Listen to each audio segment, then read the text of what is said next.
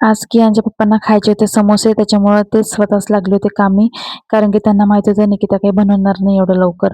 त्याच्यामुळे त्यांना आणि ते एक्सपर्टीज आहे चटणी बनवण्यामध्ये, म्हणजेच तो आलूचा मसाला बनवण्यामध्ये, आणि मला फक्त तळायचं काम होतं. त्याच्यामुळे त्यांनी आपलं काम चालू केलं. तोपर्यंत माझं कियांकडे लक्ष ठेवायचं. कारण की कियांमुळे ना आम्हाला आजकाल नवीन काही बनवायचं म्हटलं की वेळच नाही मिळत. त्याच्यामुळे आम्ही खूप टाळत असतो.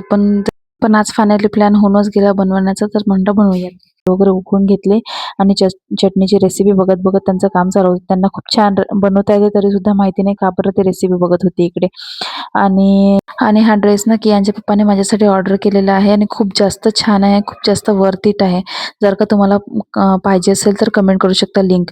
कियान आजकाल इतका जास्त उभं राहायला लागले आणि त्याच्या अजिबात बसून नसते लागत.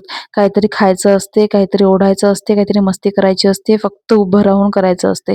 आणि 2-2 पाऊल टाकून चालायला सुद्धा लागलेला आहे. मला एवढा जास्त आनंद होत आहे ना, की किती फास्ट ग्रो होत आहे यार हा.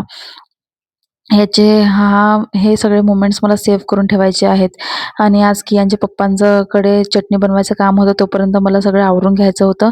मला कियांची रॅक खूप दिवसापासून आवरायची होती, तर काही आवरणं झालं नाही. कारण की आम्हाला जायचं होतं बाहेर शॉपिंगसाठी. आणि शॉपिंग ह्यासाठी करते कारण की आम्ही नेक्स्ट वीक चाललो गावी नागपूरला. माझ्या मामाच्याकडे वास्तुपूजन आहे. नवीन घर बांधलं त्याच्यामुळे. आणि मस्त शॉपिंग केली आणि आजकाल ऑनलाईन शॉपिंगपेक्षा ना ऑफलाईन शॉपिंग करायला जास्त आवडतं, कारण की तेवढंच फॅमिलीसोबत टाईम स्पेंड होतो आणि कियांला सुद्धा बाहेर निघायला वेळ मिळते. कियांच्या पप्पांसोबत मस्त शॉपिंग करायला गेलो. मस्त शॉपिंग एन्जॉय केली, शॉपिंग केली.